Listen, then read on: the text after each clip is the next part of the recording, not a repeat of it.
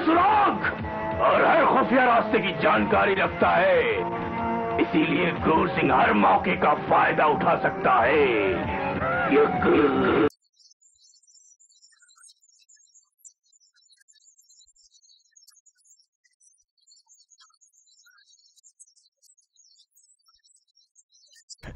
देखिए श्रीमान, यहाँ बहुत से लोग कुंडली बनवाने आते हैं।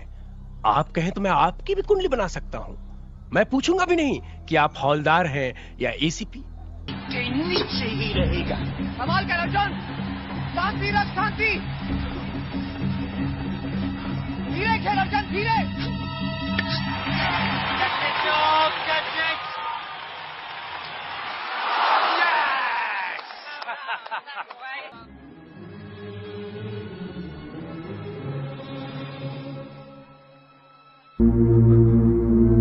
क्षमा करना मेरी माँ, बस इतनी सेवा कर सका।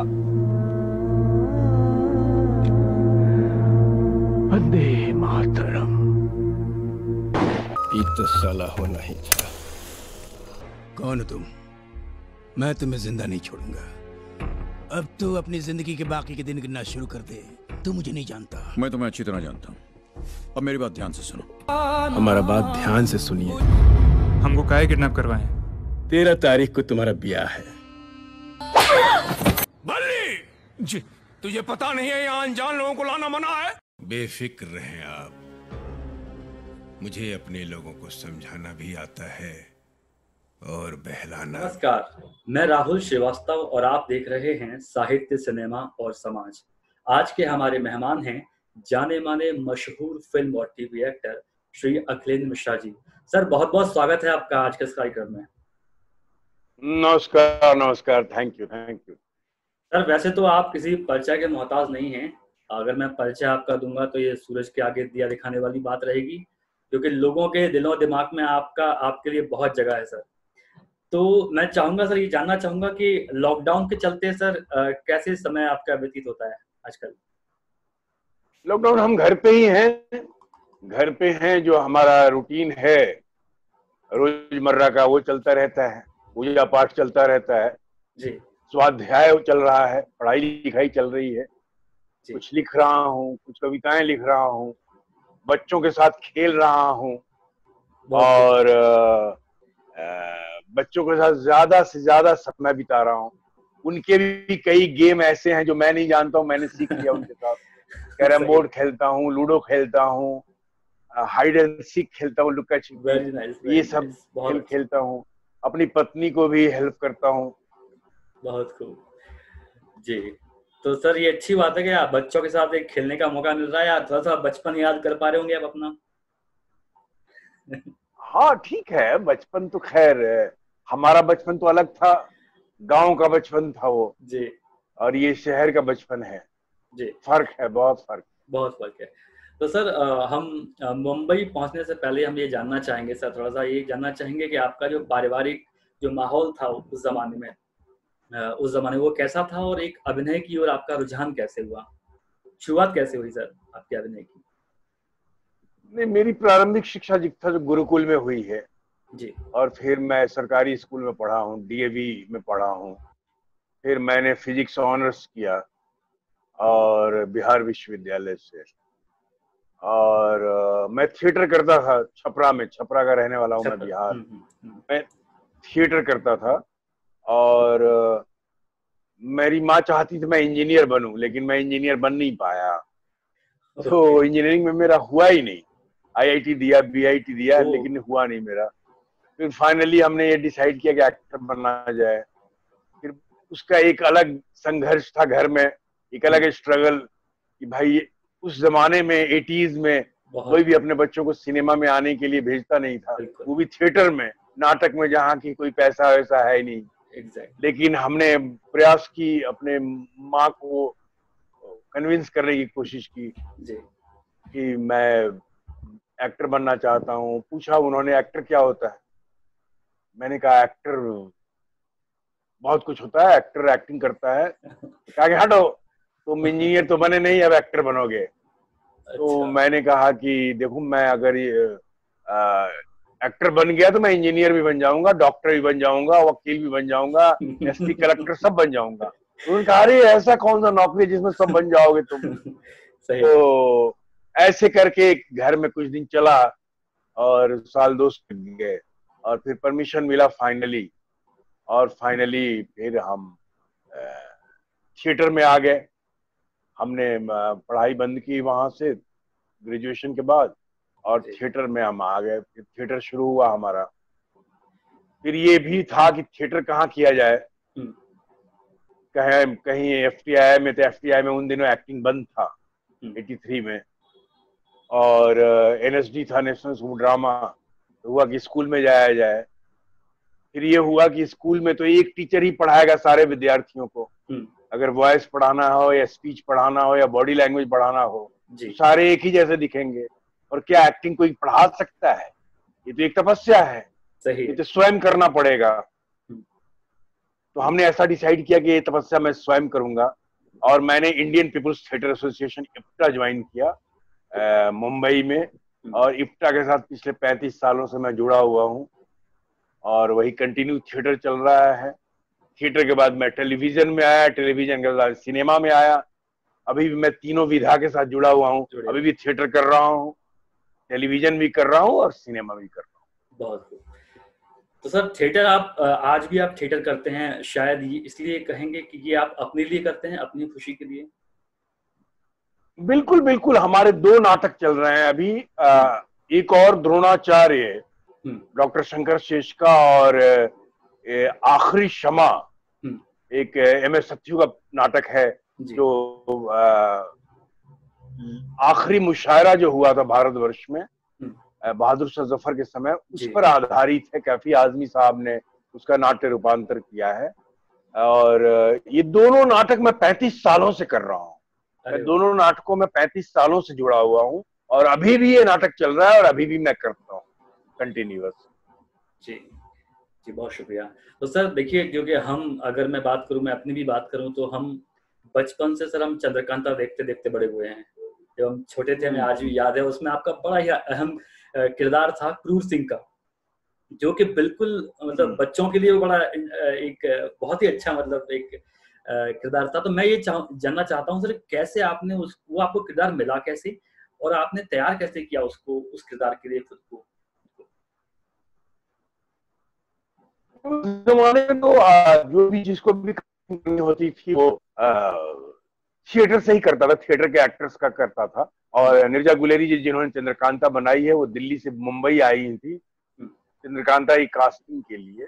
और उन दिनों मेरा थिएटर बहुत ही भयानक रूप से चल रहा था। जैसे एक प्ले का अगर इप्टा का फेस्टिवल चल रहा है पृथ्वी थिएटर में, तो पता चला कि मैं 10 नाटकों में से 6-6, 7-7 नाटकों में हूँ। तो इस तरह से मेरा नाटक चल रहा था।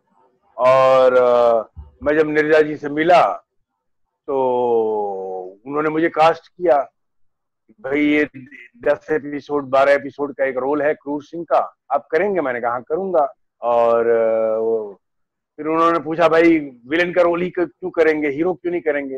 मैंने कहा हीरो का दे दीजिए, जो दे दीजिएगा, मैं तो एक्टर हूँ, कोई भी रोल कर दूंगा। तो फिर वो हंसने लगी। उन्होंने कहा ठीक है, आप क्रूर सिंह का रोल कीजिए। तो इनिशियली ये रोल जो था वो 10-12 एपिसोड का ही था, लेकिन मैंने पूरी जान लगा दी उस रोल को तैयार करने में और करने में। और वो कैरेक्टर फिर बहुत हिट हो गया, पॉपुलर हो गया, बच्चों को अधिक पसंद आया। उसके बाद वो रोल बढ़ता चला गया और फिर बढ़ता चला गया, बाकी तो इतिहास है। अच्छा, 12 एपिसोड के बाद लिखा गया और आगे का रोल बाकी फिर लिखते चले गए। फिर तो फिर टेलीविजन में ऐसा होता है कि कैरेक्टर अगर हिट हो जाए तो उस हिसाब से कंटिन्यू करते हैं, उसका फिर आगे का कंस्ट्रक्शन होता है जी। उस तरह से होता गया और मैं परफॉर्म करता गया। हमने उसमें एक तकिया कलाम भी नए रूप में डाला था, जो कोई शब्द नहीं था। हाँ। वो एक साउंड था, एक ध्वनि था, यक। और उसको 9 रस में मैंने प्रयोग किया था। इस श्रृंगार में अलग, क्रोध में अलग, रौद्र में अलग, वीर में अलग, हास्य में अलग, अलग अलग। और वो चूंकि सुनने में यक बच्चों के लिए यक्कू लगता था, तो बच्चों ने उसको यक्कू बना दिया, वही यक को। हाँ, तो वो एक अलग पॉपुलैरिटी थी उस शब्द की, तकिया कलाम। क्योंकि एक अलग प्रयोग था मेरा कि ध्वनि को, न कि शब्द को, बल्कि ध्वनि को तकिया कलाम के रूप में प्रयोग किया जाए। उसके पहले हमेशा शब्दों को या वाक्यों को ही तकिया कलाम बनाया जाता था। वैसे मैं ये अगला सवाल मैं आपसे पूछने वाला था कि यक्कू, मैं भी उसको यक्कू ही बोलता हूँ क्योंकि बचपन से मैं भी यक्कू ही बोलता आया हूँ, सुनता आया हूँ। तो मैं पूछने वाला था आपसे कि वो यक्कू जो था वो कैसे एक्सपेरिमेंट किया आपने, कैसे आपके ख्याल कैसे आया दिमाग में आपके ये यक जो आप बोल रहे हो? वो स्क्रिप्ट में पढ़ रहा था, स्क्रिप्ट में पढ़ते जा रहा था और जो 8 एपिसोड शुरू के जो एपिसोड मुझे मिले थे जी। और पढ़ते पढ़ते वो मेरे जहन में आया कि कैसे एग्जिट करेगा, कैसे एंट्री करेगा। एक साउंड हमेशा आता था, मैं जब पढ़ता था तो ऐसे मैं एग्जिट करूंगा, ऐसा एक विजुअलाइजेशन होता है हर एक्टर का स्क्रिप्ट पढ़ते हुए। सो मैंने देखा ये कुछ अलग सा कुछ आ रहा है, एक साउंड, उसको मैंने नोट डाउन कर लिया, ब्रेक डाउन की तरह नोट डाउन कर लिया उसको पूरे स्क्रिप्ट में जहां जहां वो आता था। और फिर उसका मैं नीरजा जी से बात की, मैं ऐसा कुछ करना चाहता हूँ। उन्होंने कहा यक का मतलब जानते हैं क्या होता है? मैंने कहा मैं नहीं जानता। तो उन्होंने कहा कि बहुत गड़बड़ होता है, यक का मतलब अच्छा नहीं होता। अच्छा। तो मैंने कहा जो भी है मैं इसको नवरस में प्रयोग करना चाहता हूँ। मैंने कहा यहाँ समझ में नहीं आएगा, आपको मैं सेट पे करके बताता हूँ तो आप समझेंगे। तो फिर मैंने करके बताया उनको, तो फिर उन्होंने फिर अलाउ किया कि हाँ ठीक है रखिए। और बहुत फेमस हुआ वो जी आपका जी जी जी, बहुत शुक्रिया। तो सर एक बात आप हमें बताइए, क्योंकि आप सिनेमा में बहुत लंबे अरसे से आपने बहुत बड़ी फिल्में की हैं, बहुत बड़ी ब्लॉकबस्टर फिल्में की हैं। सिनेमा और समाज के बीच जो रिश्ता है उसे आप कैसे देखते हैं और किस तरह ये इम्पैक्ट करता है समाज को, एक फिल्म, एक सिनेमा? सिनेमा और समाज का तो बहुत प्रगाढ़ रिश्ता है। सिनेमा बहुत ही सशक्त माध्यम है क्योंकि विजुअल मीडिया है ये, और इस तरह का मीडिया बहुत ही गहरा प्रभाव छोड़ता है समाज पे, मानव मस्तिष्क पे, मन स्थिति पे।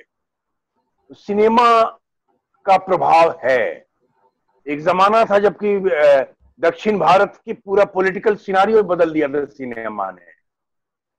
जब एमजीआर, एनटीआर और करुणानिधि और जयललिता जैसे राजनीतिक का जन्म हुआ था, तो वो सिनेमा का ही देन था। सिनेमा माध्यम को पहले समझना पड़ेगा कि क्या है। आज सिनेमा जो बन रहा है उसका एक अलग प्रभाव है, और काफी ऐसे सिनेमा बन रहे हैं जो कि नई पीढ़ी पे उसका प्रभाव बहुत कुशल नहीं पड़ रहा है जी। और सिनेमा अगर अच्छी बने, सिनेमा से बहुत कुछ हो सकता है, बहुत कुछ बदला जा सकता है। जबकि बड़े बड़े फिल्म मेकर कहते हैं कि हम तो मनोरंजन के लिए फिल्म बनाते हैं, कोई प्रीचिंग करने के लिए नहीं बनाते। लेकिन सिनेमा केवल मनोरंजन नहीं है, सिनेमा सामाजिक सरोकार भी है, सिनेमा पारिवारिक सरोकार भी है, सिनेमा परंपराओं का विस्तार भी है, बिल्कुल। सिनेमा संस्कृति का प्रतिबिंब भी है। सिनेमा का एक अलग उद्गार है व्यक्तित्व को लेकर, तो व्यक्तित्व पर बहुत प्रभाव पड़ता है सिनेमा का। तो सिनेमा, इसलिए मैं सोचता हूँ कि सिनेमा जैसा सिनेमा बनेगा, समाज जैसा सिनेमा देखेगी, उसका प्रभाव ऐसा पड़ेगा। बिल्कुल। जो आपने अभी जो बात बोली, अभी थोड़ी देर पहले सर कमलेश पांडे जी जो स्क्रीन राइटर हैं, उनसे जो बात हुई थी, ठीक उनका यही कहना था कि आज जो फिल्में आ रही हैं उनका क्या प्रभाव पड़ रहा है। एक सिनेमा का भी एक उद्देश्य होना चाहिए। आप एक राइटर हैं, आपका दायित्व बनता है कि आप क्या परोसने जा रहे हैं समाज के बीच में। जी तो सर एक बात आप हमें बताइए कि लगान जो आपकी फिल्म थी, उसमें आपका अर्जुन का जो किरदार था, वो कैसा अनुभव रहा लगान का? क्योंकि वो बिल्कुल बहुत ही बाहर वो फिल्म शूट हुई थी। कैसा लगान अपने आप में लगान बहुत ही कमाल अनुभव रहा। वो उसकी शूटिंग 6 महीने तक चली और जनवरी से जून तक। और भुज एक जगह है गुजरात में, भुज में हमने शूटिंग की थी। पुनरिया एक गांव है, वहां पे सेट लगा था, भुज से कुछ 26 किलोमीटर दूर शहर से। और वहां हम लोग शूट करते थे उस फिल्म को।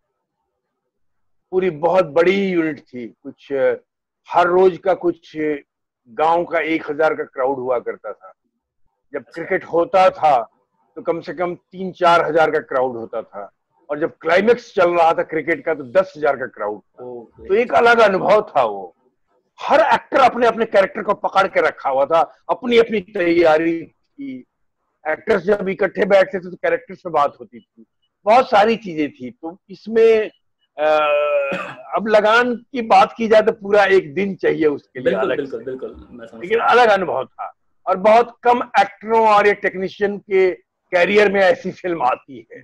मैं अपने आप को बहुत सौभाग्यशाली समझता हूँ कि मेरे कैरियर में ऐसी फिल्म आई और मैं ऐसी फिल्म का हिस्सा हूँ और बड़ा आनंद आया काम करके। जी जी। और फिल्म जब बनी और फिल्म का जो रिजल्ट आया ऑस्कर तक पहुंची, एक अलग ही अनुभूति हुई। जी हाँ सर, कोई एक यादगार और एक कोई मजेदार किस्सा जो आप चाहते हो साझा करना उस लगान का? हाँ, लगान का बस यही है कि हर रोज सुबह उठ के 6 बजे बस में बैठ जाना तैयार होके, और 6 बजे बस निकल जाती थी। 6 बजे बस निकल जाती थी। अब उसी बस में सारे इंडियन एक्टर्स हम लोग थे और उसी में ब्रिटिशर्स एक्टर भी थे उसी बस में। और उसी बस में आमिर खान और ग्रेसी सिंह भी थे। अच्छा। उनके लिए कोई अलग से गाड़ी नहीं थी, वो एक ही बस था, एक्टर्स बस। 6 बजे निकल जाएगी, 6:05 भी हुआ तो आप छूट गए, बस चली गई, आपका इंतजार नहीं करेगी चाहे आप कोई भी हो। और अब जाने के लिए अब आपके लिए कोई गाड़ी भी नहीं है। अगर कोई प्रोडक्शन की गाड़ी जा रही है, किसी टेक्नीशियन की कोई गाड़ी जा रही है तो आप रिक्वेस्ट करके जा सकते हैं उसमें। ये नहीं कि अरे क्या कर रहे हो, जैसे प्रोडक्शन वाला आम फिल्मों में कहता है, अब सर यहाँ खड़े हैं, डायरेक्टर मुझ पर चिल्लाएगा जल्दी चलिए। नहीं, मतलब नहीं है, आपकी जिम्मेदारी है। It is your responsibility how you are going to reach on the set. तो वो एक डिसिप्लिन जो था वो बहुत कमाल था। एक बार आमिर खान ही छूट गए थे और उनके लिए कोई गाड़ी नहीं थी, तो टेक्नीशियन की कैमरे की गाड़ी में बैठ के आए थे। बताइए, इस तरह का डिसिप्लिन था, बहुत ही स्ट्रांग। और ये 6 महीने तक कंटिन्यू बरकरार रखना बहुत बड़ी बात थी, क्योंकि सारे थिएटर के एक्टर्स थे और चूंकि आमिर खान प्रोडक्शन था, उसका इंतजामात बहुत कमाल था। प्रोडक्शन का एक अलग डिसिप्लिन था, डायरेक्टर हमारा कमाल था आशुतोष गोवारीकर जी। तो ये सारी चीजें बहुत कमाल थी जी। सर वैसे तो आपने जो भी किरदार अभी तक निभाए हैं बहुत ही बेहतरीन और बहुत ही अच्छे रहे हैं, लेकिन मैं चाहूंगा जानना आपसे कि कौन सा किरदार ऐसा है जिसे आप याद करना चाहेंगे कि नहीं ये काम मैंने अगर आप नहीं, मेरे लिए हर किरदार बराबर है। मेरे लिए हर किरदार बराबर है। मैं अगर किसी एक को कहूंगा तो बाकी किरदारों से बेईमानी हो जाएगी, नाइंसाफी हो जाएगी। हाँ, एक का नाम लूंगा तो नाइंसाफी हो जाएगी बाकी किरदारों से। तो मैंने मेरी पहली फिल्म जो कमर्शियल फिल्म थी वीर गति, लॉन्चिंग फिल्म थी सलमान खान के साथ, तो उसका इक्का सेट भी मुझे बहुत पसंद है, क्योंकि पहली इतनी बड़ी फिल्म, इतना बड़ा रोल, मेन विलन। और उसके बाद दूसरी सरफरोश आई, उसमें एक अलग विलन था मिर्ची से आमिर खान के साथ। बिल्कुल। फिर तरकीब आई नाना पाटेकर के साथ, वो अलग मर्डर मिस्ट्री फिल्म थी। फिर लगान आई तो लगान का अलग अनुभव है, अलग रोल है, अलग पहुंच है, इंटरनेशनल फिल्म है। लीजेंड ऑफ भगत सिंह में चंद्रशेखर आजाद का रोल किया मैंने, राजकुमार संतोषी की। तो ये सारे रोल मैंने जो रोल्स किए हैं, कई फिल्में इस तरह की हैं। वीर ज़ारा है, यश चोपड़ा जी के साथ काम किया, वो एक अलग अनुभव है, एक अलग काम करने का ढंग है, और वो रोल कुछ अलग है मेरे लिए। रेडी फिल्म की मैंने अमर चौधरी की सलमान खान के साथ, वो एक अलग अनुभव है। तो ये सारी चीजें हैं, अलग अलग फिल्म का अलग अलग अनुभव है, अलग अलग कैरेक्टर है, अलग अलग तैयारी है। किसी एक कैरेक्टर को आप नहीं कह सकते जी। इसलिए मेरे लिए सारे कैरेक्टर मेरी पसंदीदा कैरेक्टर है, और मैंने सबको अपनी उसी ईमानदारी, उसी मेहनत और उसी संजीदगी के साथ की है मैंने जी। सर आपने बहुत फिल्में की हैं और बहुत कैरेक्टर में भी आपने बहुत वेरिएशन किए हुए हैं, मतलब ऐसा नहीं है कि एक ही तरह के कैरेक्टर आप करते आए हैं, इतना वेरिएशन किए हैं। तो कितना मुश्किल होता है जब आपको एक नया कैरेक्टर मिलता है, उसको खुद को तैयार करने में, किस तरह आप खुद को तैयार करते हैं उसके लिए? नहीं देखिए, तैयार करना क्या होता है, जब थिएटर का कोई एक्टर है, थिएटर का एक्टर काफी कुछ जो सीखता है, वो जब कोई कैरेक्टर करता है, कोई किरदार करता है, कोई रिहर्सल करता है, कुछ भी अगर सीखता है वो, तो उसके सबकॉन्शियस माइंड में चला जाता है वो। सबकॉन्शियस माइंड एक स्टोर रूम है। मनुष्य जो भी कॉन्शियस माइंड से सीखता है सब कॉन्शियस माइंड में चला जाता है। तो थिएटर के एक्टर बहुत सारे किरदार कर चुके होते हैं या बहुत सारे किरदार देख चुके होते हैं, वो सब कुछ स्टोर होता है सब कॉन्शियस माइंड में। सिनेमा में या टेलीविजन में कोई भी किरदार मिलता है तो उसी सब कॉन्शियस माइंड से चीजें निकाल लेते हैं हम गोदाम से, उसी स्टोर रूम से। ओह अच्छा। इसको स्विच ऑन स्विच ऑफ कहते हैं, बत्ती जलाना बत्ती बुझाना। तो actor switch on switch off करता है तो उसी चीज को प्रयोग करते हैं। हाँ, उसका एक पैरामीटर है, हर कैरेक्टर का एक पैरामीटर है जो राइटर और डायरेक्टर ने दिया हुआ है। उस पैरामीटर को जंप नहीं करना है, विद इन द पैरामीटर रहना है उस कैरेक्टर के और उसको परफॉर्म करना है। हम भी वैसे ही करते हैं। हाँ, उसमें कुछ लगा, डायरेक्टर ने कहा कुछ और इसका और कुछ इनपुट दीजिए, इसमें कुछ और डालिए, तो उसमें कुछ और डालते हैं, कुछ और। तो उस तरह से रोल को तैयार करके फिर परफॉर्म करते हैं कि उसकी बॉडी लैंग्वेज कैसी हो, उसका इंटोनेशन कैसा हो, उसका हाव भाव कैसा हो, जेस्चर कैसा हो, वो कैसी आवाज में बोलेगा, उम्र कितनी है उसकी, वो किस परिस्थिति में है, कहाँ का है, किस परिस्थिति में उसका जन्म हुआ था, उसके माता पिता कौन थे। ये पूरा कैरेक्टराइजेशन जब एक कैरेक्टर का करते हैं तो ये सब इमेजिन करते हैं हम लोग जी। ये कल्पना में आता है ये सारी चीजें, और फिर वो कैरेक्टर का एक कैरेक्टराइजेशन होता है तो तैयार होता है और उसके बाद स्विच ऑन स्विच ऑफ शुरू होता है। जी जी, शुक्रिया। तो सर एक बात आप हमें बताइए कि जब आपने बहुत ही अहम रोल किया था, चंद्रशेखर आजाद जी का जो रोल किया था, एक तो आपका लुक बहुत ही सिमिलर था, मतलब पर्सनालिटी तो आपकी है ही, और जो आपने वो जो एक फोटोग्राफ मैंने आपका देखा था वो फेसबुक पे, उसको देख के अगर मैं उसको निकाल के लगा दूं तो कोई ये नहीं कहेगा कि ये आजाद जी नहीं है। इतना कमाल का वो लग रहा है। तो मैं ये जानना चाहूंगा कि उस फिल्म का क्या अनुभव रहा, और क्या जब आपने वो रोल किया तो कैसा लगा आपको, क्योंकि वो बहुत ही अहम रोल था, बहुत बड़े क्रांतिकारी थे, बहुत हमारे हीरो है। राजकुमार संतोषी जी फिल्म बना रहे थे टिप्स कंपनी के लिए, the legend of Bhagat Singh, और मुझे फोन आया कि राज जी आपसे मिलना चाहते हैं।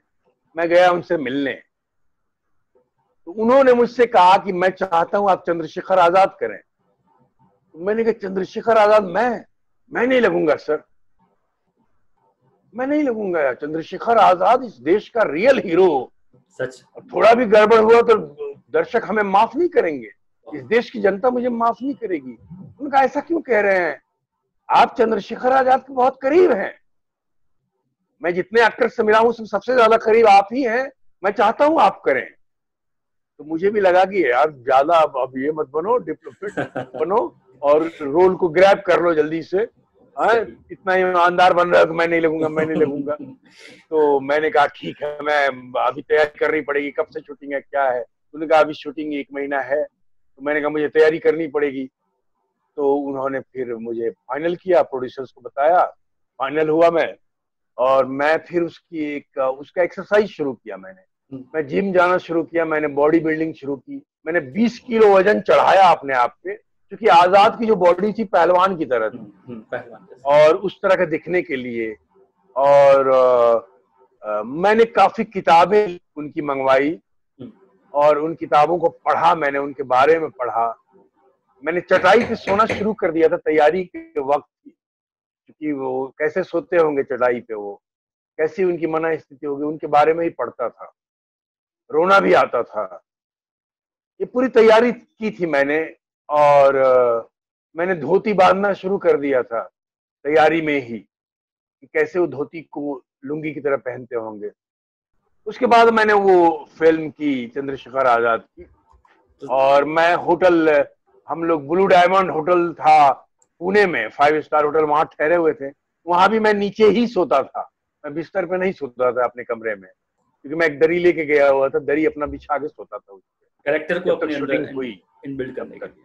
ये बड़ा एक अलग अनुभव था इस कैरेक्टर को लेके। जी जी। तो सर आने वाले कल में आपकी आवाज आ रही है मेरी आपको? आप सुन पा रहे हैं मुझे? आ रही है जी। आने वाले कल में आपके क्या प्लान्स हैं, और कुछ फिल्में हैं आपकी पाइपलाइन में, या कुछ प्लान्स हैं आपके? अभी मैं एक फिल्म मैंने कंप्लीट की है, इंडियन 2 कमला हसन के साथ। कमला हसन जी हैं और शंकर डायरेक्टर हैं उसके। और ये एक फिल्म आई थी हिंदुस्तानी कमला हसन जी की कुछ 20-22 साल पहले, उसका पार्ट 2 है ये, इंडियन 2। तो ये फिल्म मैं कर रहा हूँ जो इस साल के एंड में या नेक्स्ट ईयर रिलीज होगी। इस समय भारतवर्ष की सबसे महंगी फिल्म है वो, 250-300 करोड़ की फिल्म है वो। हाँ, तो बहुत महंगी फिल्म है, बहुत ही एक अलग ढंग की फिल्म है, अलग एक अलग कैरेक्टर कर रहा हूँ मैं, अलग प्रयोग है मेरा उसमें। जी, खैर वो मैं नहीं बताऊंगा, नहीं, बिल्कुल, अधिकार नहीं है मेरे पास। हाँ, नहीं बिल्कुल, मैं समझता हूँ। और जी, तो सर मैं ये चाहूंगा कि कुछ ऐसी चीजें, कुछ ऐसी बातें जो आप आने वाले, जो आजकल सिनेमा में लोग काम करने के इच्छुक होते हैं, जो लोग नए युवा लोग आना चाहते हैं, उनके लिए आप क्या कहना चाहेंगे? एक संदेश अगर आप देना चाहें उनके लिए, तो जो नए बच्चे आना चाहते हैं। देखिए, जो भी आए जरूर आए, लेकिन पूरी तैयारी के साथ आए। अंग्रेजी में एक कहावत है, first deserve then desire. Exactly. पहले आप तैयारी कीजिए, उस लायक बनिए, फिर इच्छा कीजिए। ये पहली शर्त है। जी। दूसरी शर्त है, ऐसा संकल्प कीजिए जिसका कोई विकल्प ना हो। बहुत खूब जी। ऐसा संकल्प कीजिए जिसका कोई विकल्प ना हो। ये नहीं कि चलो 2-4 साल ट्राई करता हूं, नहीं हुआ आ जाऊंगा, तो पिताजी का बिजनेस है वो संभालूंगा। सही। हाँ, अगर नहीं हुआ तो पेट्रोल पंप है, पेट्रोल पंप संभालूंगा। अगर नहीं हुआ तो परचून की दुकान है, परचून की दुकान संभालूंगा। अगर आपके पास विकल्प है कि मैं ये नहीं किया, एक्टर नहीं बना तो मैं ये कर लूंगा, तो आप कुछ नहीं कर सकते। बिल्कुल। संकल्प ऐसा होना चाहिए जिसमें कोई विकल्प ना हो, क्योंकि एक तपस्या है ये। बिल्कुल। ये कुछ कर गुजर जाने वाली जब तक जज्बा नहीं हो तब तक नहीं होगा। ये जज्बा लाना पड़ेगा। ये एक शर्त है। अनुशासन बहुत बड़ा शर्त है। अनुशासन, बिल्कुल। धैर्य जो है, स्वामी विवेकानंद कहते हैं सफलता की कुंजी जो है वो धैर्य की शक्ति में निहित है। धैर्य रखना, उतावला नहीं होना कि नहीं हुआ यार, इतनी जल्दी कुछ नहीं हो रहा है, बहुत देर लग रहा है, क्या करूं, ऐसे ऐसे नहीं। धैर्य रखिए, तैयारी करते रहिए। कृष्ण आएंगे, कहेंगे कि वो लक्ष्य है तुम्हारा, वहां पे निशाना लगा अर्जुन, वो निशाना लगाइए। ना कृष्ण आए, ना कुछ हुआ, और आप सड़क पे खड़े हो गए और तीर धनुष लेके कहां चलाऊं, कहां चलाऊं, कहां चलाऊं। ऐसे नहीं होता। सही। तपस्या करके तैयार रहिए। हर एक के जीवन में कृष्ण आएंगे और लक्ष्य बताएंगे, और उस समय निशाना लगाइएगा आप। तो धैर्य रखना है जी सर। जी, एकाग्रचित होना है, एकाग्रचित होना है, अपने आप पर कंसंट्रेट करना है और लक्ष्य पर फोकस करना है। There is difference between concentration and focus. Exactly. Concentration on yourself, concentrate on yourself and focus on your target. ये बहुत आवश्यक है कि आप इस तरह से अपनी तैयारी करें, एक अलग जुनून रखें और मेहनत करें, ईमानदार रहें। जो कर रहे हैं उसको प्रति ईमानदार रहें, जो कर रहे हैं ईमानदार रहें, अनुशासित रहें। जी जी, बहुत बहुत शुक्रिया सर, आपने हमें अपना कीमती वक्त दिया और अपनी इतनी सारी बातें आपने हमसे साझा की, इसके लिए मैं आपका बहुत, और आपने हमें वक्त दिया, इसके लिए बहुत बहुत शुक्रिया आपका। रियली मैं बहुत खुश था कि आप आए हमारे साथ, आप जुड़े।